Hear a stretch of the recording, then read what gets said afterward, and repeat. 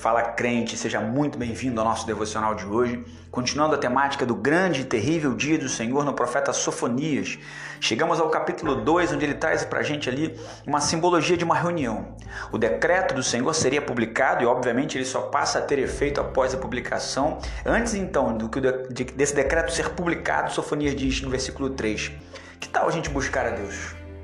Esse dia será terrível, um dia de desolação, um dia que é iminente, o grande e terrível dia do Senhor. Que tal então a gente buscar o Senhor de verdade, buscar a Deus todos os mansos da terra, buscar o seu juízo, buscar a sua justiça, buscar a sua mansidão?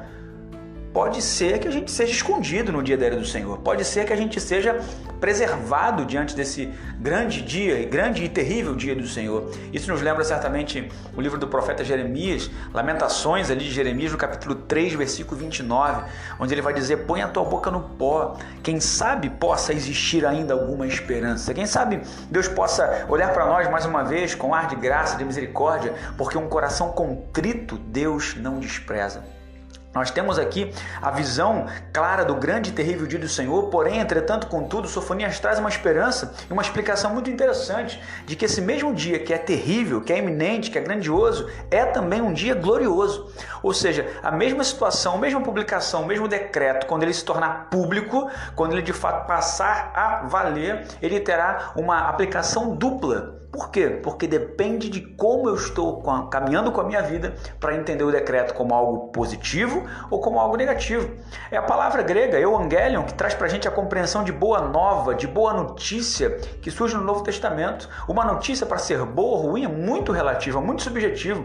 Depende de como nós a lemos, de como nós a compreendemos e de como nós a vivemos.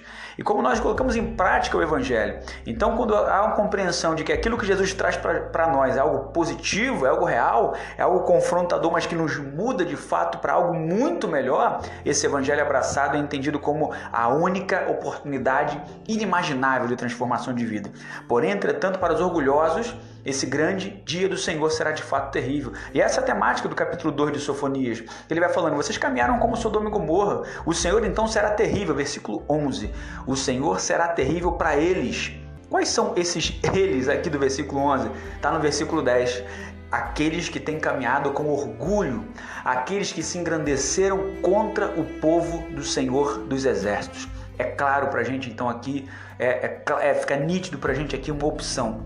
E qual é então essa opção? Qual é então essa escolha que é colocada diante de nós? A escolha daqueles que preferem e decidiram caminhar com o coração contrito diante de Deus, não caminhar abraçados no pecado, mas caminhar lutando contra a prática do pecado, se entendendo como pecadores sim, mas pecadores arrependidos lutando contra a prática desse erro, pedindo a Deus graça, misericórdia para que a gente possa continuar avançando, conhecendo e prosseguir em conhecer esse Deus, como diz o profeta Oséias no capítulo 6, no versículo 3. De um lado, esses, do outro lado, aqueles que, independente das circunstâncias, se mantêm orgulhosos, soberbos, arrogantes. Isso nos remete a um texto muito famoso do profeta Jeremias, no capítulo 9, versículos 23 e 24, quando a palavra do Senhor chega para o profeta e ele anuncia dizendo: não se glorie, pois, o forte na sua força, o rico na sua riqueza, nem o sábio na sua sabedoria. Aquele, porém, que se gloriar, glorie-se nisto, em me conhecer e saber que eu sou Deus, que pratico juízo,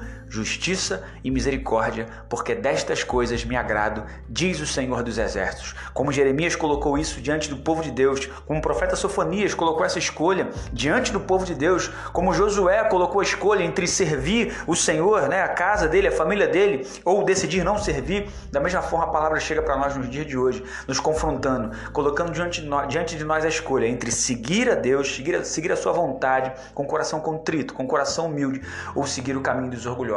Deus continua o mesmo, a palavra dele continua a mesma e não volta vazia.